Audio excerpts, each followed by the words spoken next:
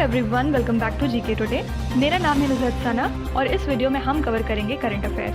But before that, if you are looking for the English version of this particular video, you can refer to our new channel GK today 2.0।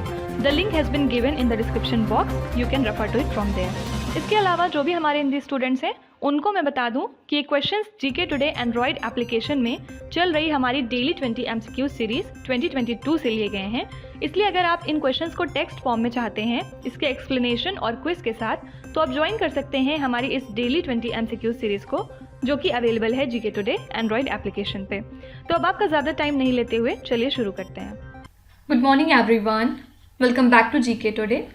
I hope आप सब बिल्कुल ठीक होंगे और आज हम discuss करेंगे 7 दिसंबर के सबसे मोस्ट इंपॉर्टेंट करंट अफेयर्स। तो एक बार फिर से आज मैंने सेम ही पैटर्न रखा है कल वाला, और आज के बाद फिर डिसाइड कर लेंगे कैसा करना है, ये वाला पैटर्न या फिर पुराना वाला, और जो भी फीडबैक रहेगा उसके अकॉर्डिंग ही हम प्रोसीड करेंगे। ठीक है, तो चलिए शुरू करते हैं अपना session. The reserve bank of India announced a 4-tiered regulatory framework for which type of banks. तो रिजर्व बैंक ऑफ इंडिया ने हाल ही में 4-tiered रेगुलेटरी फ्रेमवर्क किस टाइप के बैंक्स के लिए अनाउंस किया है, आपसे ये पूछा जा रहा है। तो हाल ही में 1 दिसंबर को आरबीआई ने ये 4-tiered रेगुलेटरी फ्रेमवर्क अनाउंस किया है यूसीबीज को बेसिकली कैटेगराइज करने के लिए। ठीक है, तो ये किनके लिए था? अर्बन कोऑपरेटिव बैंक्स के लिए। और ये जो नॉर्म्स हैं किस क्राइटेरिया पे बेस्ड हैं? नेट वर्थ के ऊपर और कैपिटल एडिक्वेसी के ऊपर। फाइन, तो ऐसे सभी अर्बन कोऑपरेटिव बैंक्स जिनके डिपॉजिट्स 100 करोड़ रुपीस तक हैं, इनको प्लेस किया गया है टियर 1 में। ठीक है, इसके बाद 100 करोड़ रुपीस से लेके अगर 1000 करोड़ रुपीस तक के डिपॉजिट हैं तो इनको डाला गया है टियर 2 की कैटेगरी में। इसके बाद अगर 1000 करोड़ रुपीस से लेके 10,000 करोड़ रुपीस तक है डिपॉजिट तो इनको डाला गया है टियर 3 की कैटेगरी में। और अगर बियॉन्ड 10,000 करोड़ रुपीस हैं तो इनको डाल दिया गया है टियर 4 में। ठीक है, तो क्राइटेरिया उतना इंपॉर्टेंट नहीं है, ये शायद आपसे कभी नहीं पूछा जाएगा। बस आपको ध्यान में क्या रखना है कि ये जो 4-tiered फ्रेमवर्क रिलीज हुए हैं हाल ही में किस टाइप के बैंक्स के लिए हैं, तो ध्यान में रखिएगा यूसीबी के लिए। यहाँ से हमने कीवर्ड क्या ले लिया? बैंक्स। कुछ बैंक रिलेटेड करंट अफेयर्स एक बार देख लेते हैं। सबसे पहले याद रखिएगा कि हाल ही में एसबीआई ने डिसाइड किया है कि ये 10,000 करोड़ रुपीस रेज करेंगे इंफ्रास्ट्रक्चर बॉन्ड्स के लिए ड्यूरिंग फाइनेंशियल ईयर 2022-23। ठीक है, एसबीआई की बात करें तो हेडक्वार्टर्स कहाँ पे है? मुंबई में। और एसबीआई बहुत वजह से न्यूज़ में रहता है। सबसे इंपॉर्टेंट बात क्या है? ये 49th लार्जेस्ट बैंक है पूरे दुनिया की, अगर हम टोटल असेट्स के मामले में कंपेयर करें तो। ठीक है, इसके अलावा इसकी रैंक थी 221 in the global Fortune 500 list. और याद रखिएगा स्टेट बैंक ऑफ इंडिया इकलौता बैंक था जो कि इस पर्टिकुलर लिस्ट में फीचर हुआ है। ठीक है, रैंक क्या थी? 221। देखिए सेकेंड न्यूज़ क्या है? आरबीआई ने हाल ही में 1.25 करोड़ रुपीस की मॉनेटरी पेनल्टी लगाई थी किस बैंक के ऊपर? ज़ोरोस्ट्रियन कोऑपरेटिव बैंक। ठीक है, किस लिए? क्योंकि जो भी आरबीआई के डायरेक्शंस हैं उनके साथ ये कंप्लाई नहीं कर रहे थे। ठीक है, इसके बाद थर्ड बात याद रखिएगा कि कौन सी ऐसी पहली बैंक है जिसने पहली बार इंडिया का sticker based debit card launch किया है? तो ये है IDFC फर्स्ट बैंक। ठीक है, और ये जो स्टिकर बेस्ड डेबिट कार्ड है इनका साइज रियल डेबिट कार्ड्स का 1/3 होता है। ओके, नेक्स्ट क्वेश्चन है Kanger valley national park which was seen in the news recently is located in which Indian state. आपसे पूछ रहे हैं ये वाला नेशनल पार्क कौन से स्टेट में लाई करता है? तो ये है छत्तीसगढ़ स्टेट में। और यहाँ का सबसे इंपॉर्टेंट फीचर क्या है? यहाँ पे छत्तीसगढ़ की स्टेट बर्ड हिल माइना बहुत ज़्यादा पाई जाती हैं। ठीक है, तो हाल ही में जो बर्ड वॉचर्स हैं और फॉरेस्ट डिपार्टमेंट के ऑफिशियल्स हैं उन्होंने 200 तरह की बर्ड्स को आइडेंटिफाई किया है यहाँ पे। और यहाँ पे छत्तीसगढ़ का पहला इंटरस्टेट बर्ड सर्वे हुआ है, इस वजह से भी ये न्यूज़ में था। ठीक है, तो ध्यान में रखने वाली बात क्या है कि कांगर वैली नेशनल पार्क है छत्तीसगढ़ स्टेट में। कुछ नेशनल पार्क्स हैं जिनको एक बार रिवाइज कर लेते हैं, और क्योंकि ये न्यूज़ में थे इस वजह से ये स्टैटिक जीके के फॉर्म में आपसे पूछे जा सकते हैं। सबसे पहला है इसमें काजीरंगा नेशनल पार्क। ये कहाँ पे है? तो ये है असम में और असम में और भी बहुत सारे आते हैं, फॉर एग्जाम्पल ओरांग है यहाँ पे, फिर मानस है, इसके अलावा डिब्रू सैखोवा है, एट्सेट्रा। ठीक है। सेकेंड है कान्हा नेशनल पार्क, ये कहाँ पे है? ये मध्य प्रदेश में। ओके। थर्ड है बांदीपुर नेशनल पार्क, ये है कर्नाटका स्टेट में। इसके बाद फोर्थ है कॉर्बेट नेशनल पार्क, और ये है उत्तराखंड में। ठीक है। फिर फिफ्थ है गिंडी नेशनल पार्क, और ये है तमिलनाडु में। इसके अलावा मध्य प्रदेश में और भी बहुत सारे आते हैं, लाइक पेंच नेशनल पार्क, और कूनो नेशनल पार्क काफ़ी ज़्यादा न्यूज़ में था क्योंकि जो नायरोबी से टाइगर्स लाए गए हैं वो कूनो नेशनल पार्क में रखे गए हैं, एट्सेट्रा। ठीक है। आपको कमेंट्स में लिखना है कि वाल्मीकि टाइगर रिजर्व कौन से स्टेट में लाई करता है। नेक्स्ट क्वेश्चन है which union ministry release the guidelines for MSOs, मतलब multi system operators, to transmit the local content. कौन सी यूनियन मिनिस्ट्री है जो कि MSOs के साथ डील करती है और इसलिए इन्होंने गाइडलाइंस को रिलीज किया है to transmit the local content. Actually government ने हाल ही में MSOs को बोला है कि उन्हें रजिस्टर करना पड़ेगा एज अ कंपनी अगले 3 मंथ्स के अंदर अंदर, अगर वो लोकल न्यूज़ प्रोवाइड करना चाहते हैं और करंट अफेयर प्रोग्राम को लॉन्च करना चाहते हैं तो। ठीक है। और इसके लिए ministry of information and broadcasting ने नई गाइडलाइंस जारी की हैं जिसके थ्रू ये परमिट करते हैं मल्टी सिस्टम ऑपरेटर्स को कि वो अपना ओन प्रोग्रामिंग सर्विस लॉन्च कर सकते हैं। ठीक है। तो ध्यान में रखिएगा MSOs कौन सी मिनिस्ट्री के अंदर काम करते हैं, ये है ministry of information and broadcasting. अब कुछ इंपॉर्टेंट सेंट्रल गवर्नमेंट की स्कीम के ऊपर एक बार नज़र मार लेते हैं। सबसे पहला इसमें हाल ही में हमने देखा था कि सेंट्रल गवर्नमेंट ने डिसाइड किया है कि वो एक पैनल बैठाएंगे, जिस पैनल का काम क्या होगा कि डिफरेंट तरह के स्ट्रक्चरल और अदर रिफॉर्म्स रिकमेंड करेंगे जो कि ज़रूरी हैं MG नरेगा को इम्प्लीमेंट करने में। ठीक है। ये क्या है? Mahatma Gandhi national rural employment guarantee act. और इस पैनल को लीड कौन करेंगे, मतलब इसके हेड कौन होंगे? ये हैं मिस्टर अमरजीत सिन्हा, और ये फॉर्मर रूरल डेवलपमेंट सेक्रेटरी हैं, साथ ही ये एडवाइजर रह चुके हैं प्राइम मिनिस्टर के ऑफिस में। ठीक है। देखिए इसके अलावा report of expert committee on Svamitva scheme को हाल ही में रिलीज किया गया है। कहाँ पे? At the national conference on Svamitva scheme and the rural planning, जो कि कहाँ पे हुई थी? भोपाल में। ठीक है, मध्य प्रदेश स्टेट में। इस कमेटी को फॉर्म किया गया था फरवरी 2022 में, और इस कमेटी के चेयरपर्सन कौन थे? Former secretary of India mister BK Agarwal. Okay. Svamitva scheme का फुल फॉर्म क्या होता है? Survey of villages and mapping with improvised technology in village areas, और ये वर्क करती है under ministry of panchayati raj. ठीक है। इसके अलावा कुछ दिनों पहले हमने निरोगी हरियाणा के बारे में पढ़ा था। निरोगी हरियाणा एक तरह की हेल्थ चेकअप स्कीम है, और हाल ही में इसका जो इनिशियल फेज है ये लॉन्च हो गया है पंचकुला में, जो कि ऑब्वियसली हरियाणा में लाई करता है। ठीक है।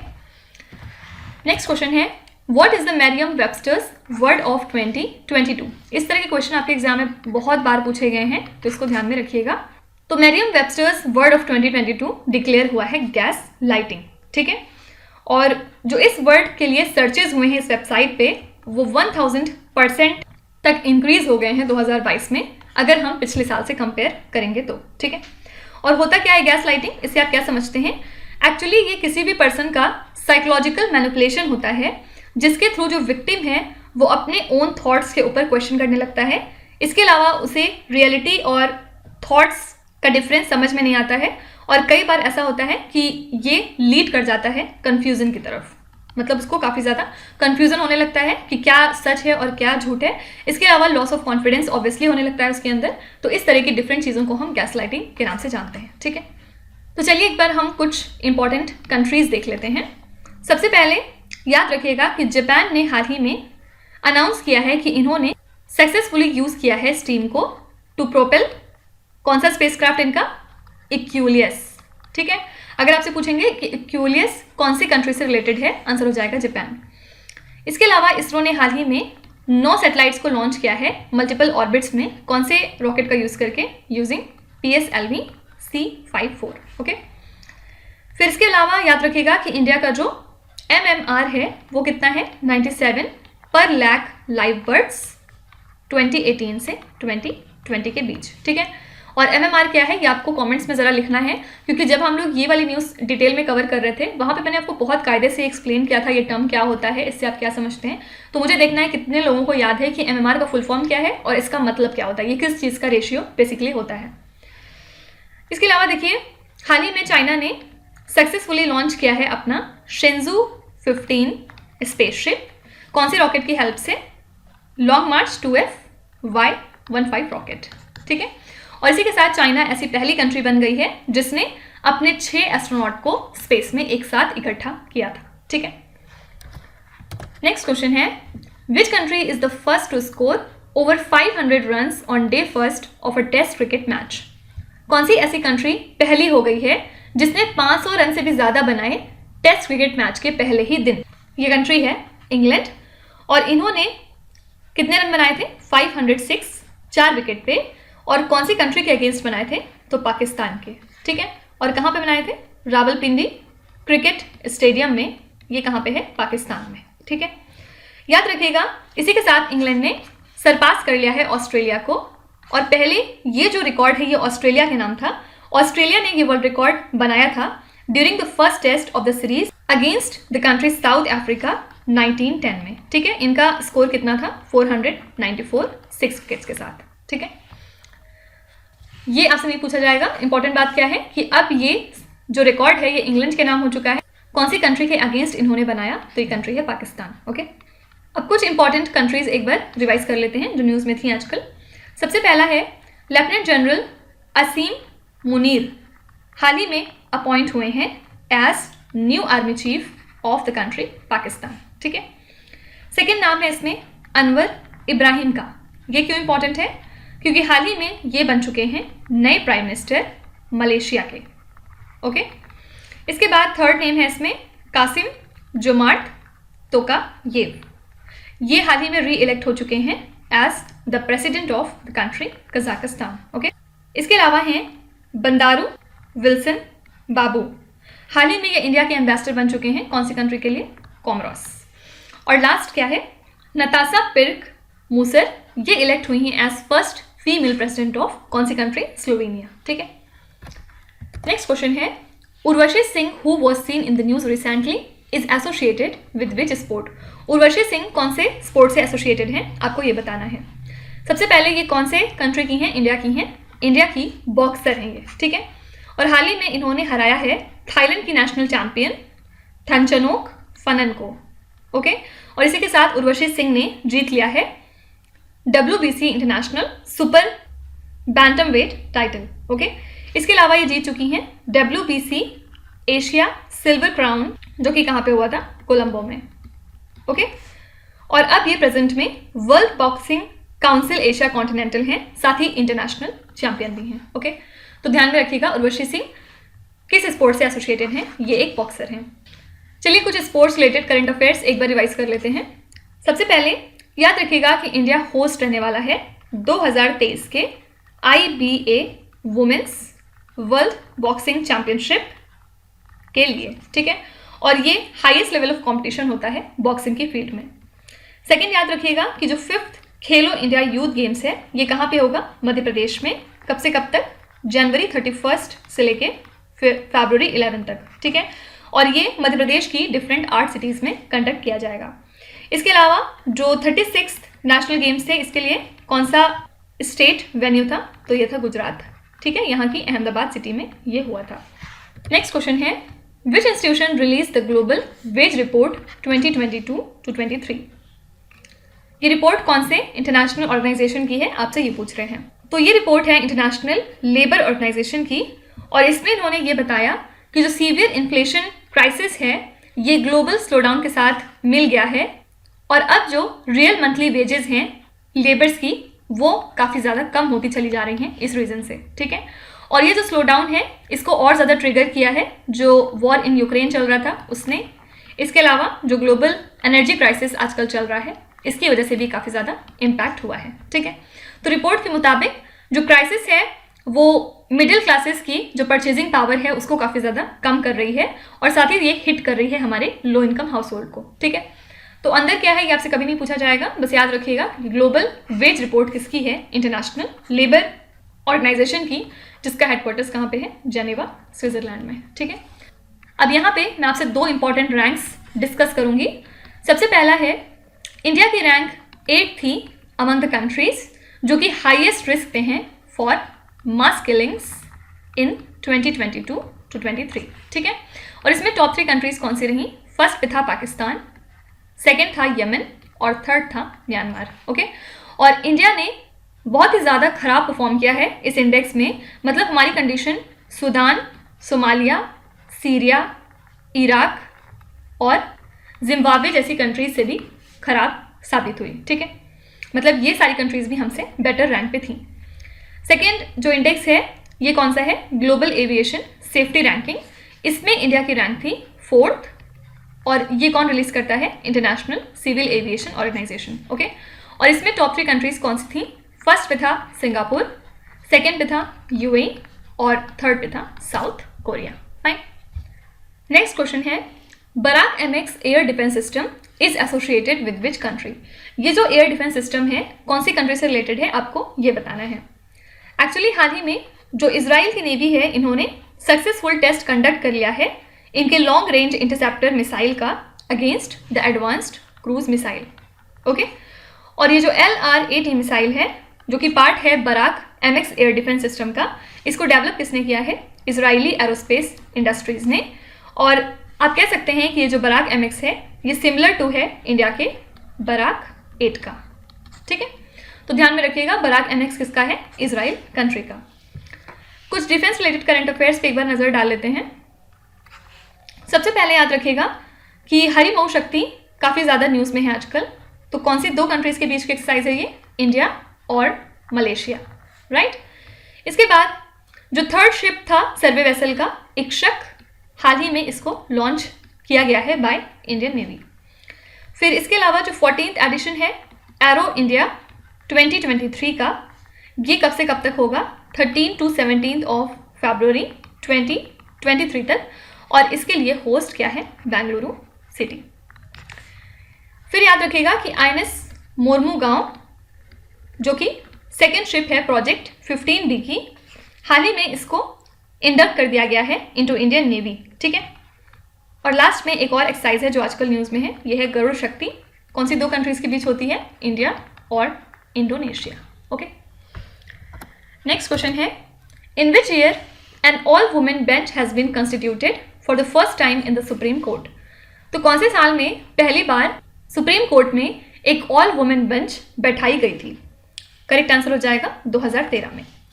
तो 2013 में सुप्रीम कोर्ट ने एक ऑल वुमेन बेंच बैठाई थी पहली बार, जिसमें कि जस्टिस ज्ञान सुधा मिश्रा और रंजना प्रकाश देसाई भी मौजूद थे। ठीक है, सेकेंड बार ये बेंच कब हुई ऑल वुमेन वाली? 2018 में, और थर्ड टाइम अब हो रही है 2022 में, जब जस्टिस DY चंद्रचूड़ ने, जब chief justice of India DY Chandrachud ने ये बेंच बैठाई है, और इसमें जस्टिस हिमा कोहली के साथ और कौन रहेंगी? बेला M त्रिवेदी। ठीक है, और ये जो है कौन से टाइप के केसेस को देखेंगे? Two transfer petitions involving matrimonial dispute, साथ ही बेल मैटर्स को। ओके, और याद रखिएगा ये थर्ड टाइम है हिस्ट्री में सुप्रीम कोर्ट के जब एक ऑल वुमेन बेंच बैठाई जा रही है। फाइन, तो आपसे पूछ सकते हैं कि ये कौन सी बार है जब सुप्रीम कोर्ट एक ऑल वुमेन बेंच बैठा रही है? आंसर हो जाएगा थर्ड। पिछली 2 बार कब बैठाई थी? पहली बार 2013 में, सेकेंड बार 2018 में। ठीक है, कुछ कोर्ट्स रिलेटेड न्यूज़ देखते हैं। सबसे पहले जो पिसा एक्ट है, याद रखिएगा इसको इम्प्लीमेंट किया जाएगा by the state government of Madhya Pradesh. किस लिए? To prevent the exploitation of tribal population. PISA का फुल फॉर्म क्या है ये सब लोग कमेंट्स में लिखेंगे। इसके अलावा हाल ही में सुप्रीम कोर्ट ने 10% कोटा प्रोवाइड करने का सोचा है फॉर द पीपल जो कि EWS को बिलोंग करते हैं। कौन से सेक्टर में? In admissions and in the government jobs. ठीक है, और याद रखिएगा एक बहुत इंपॉर्टेंट बात कि जस्टिस DY चंद्रचूड़ 50वें नंबर के चीफ जस्टिस ऑफ इंडिया हैं। ठीक है, लास्ट क्वेश्चन है, 2 entirely new minerals have been found in a meteorite that fell on which country? तो 2 तरह के डिफरेंट मिनरल्स हाल ही में एक मीटेओराइट में पाए गए हैं, और ये कहाँ पे गिरा था? ये फॉल हुआ था सोमालिया कंट्री पे। ठीक है, इसका नाम बहुत डिफरेंट सा है, ई से है, कुछ इलाली लाइट करके वो, लेकिन उतना याद रखने की ज़रूरत नहीं है। बस याद रखिएगा कि ये मेटोराइट कहाँ पे गिरा था, तो करेक्ट आंसर हो जाएगा सोमालिया। इसके अलावा याद रखिएगा कि नासा ने कुछ दिनों पहले आर्टेमिस फर्स्ट को सक्सेसफुली लॉन्च कर लिया है, राइट। और ये फर्स्ट इंटीग्रेटेड फ्लाइट टेस्ट है नासा के डीप स्पेस एक्सप्लोरेशन सिस्टम का, ओके। इसके अलावा याद रखिएगा कि ड्रैगन फ्लाई रोटरक्राफ्ट लॉन्च होगा बाय अमेरिकन स्पेस एजेंसी 2027 में। किस लिए? टाइटन को बेसिकली स्टडी करने के लिए। टाइटन क्या है? ये लार्जेस्ट मून है सैटर्न प्लैनेट का, ठीक है। तो अगर आपसे पूछेंगे कि ड्रैगन फ्लाई रोटरक्राफ्ट कब लॉन्च होगा, तो करेक्ट आंसर हो जाएगा 2027 में। तो इसी के साथ आज का सेशन हमारा यहाँ पे फिनिश होता है और सब लोग अपना फीडबैक कमेंट्स में लिखेंगे। मैं आपको फिर से याद दिला दूं कि ये परमानेंट बेसिस पे बिल्कुल भी नहीं है, सिर्फ ये 2-3 दिन का ट्रायल था। अगर सबको पसंद आता है तो हम इस फॉर्म में कंटिन्यू करेंगे, अदरवाइज हम पुराने वाले पैटर्न पे फिर से मूव ऑन कर जाएंगे, ठीक है। तो परेशान होने की बिल्कुल भी ज़रूरत नहीं है। तो अब आ जाते हैं आपके क्विज पे। ये 5 क्वेश्चन हैं जिनको आपको ध्यान से पढ़ना है और इसका जवाब आपको कॉमेंट्स में लिखना है। तो यहाँ पे वीडियो को पॉज करिए, एक एक करके ध्यान से क्वेश्चन को पढ़िए। जो भी आपको आते हैं वेल एंड गुड, जो नहीं आते हैं कोई भी बात नहीं। विथ टाइम डेफिनेटली आपका स्कोर इंप्रूव करेगा, बस आपको कंसिस्टेंट और परसिस्टेंट रहने की ज़रूरत है। So that's it for today. I hope you have like the session. आज का सेशन आपको कैसा लगा ज़रूर बताइएगा कमेंट्स में। साथ ही साथ आपका कोई भी रिव्यू है, फीडबैक है या फिर सजेशन है तो वो भी आप हमें बता सकते हैं। हमें जानकर खुशी होगी और हम पूरी कोशिश करेंगे उसको इम्प्लीमेंट करने की। तो कल फिर हम मिलेंगे सेम टाइम सेम जगह कल के करंट अफेयर्स के साथ। Till then stay tuned. Thank you so much for watching and please do not forget to subscribe to GK Today. With this, Meenu Zahadsana signing off.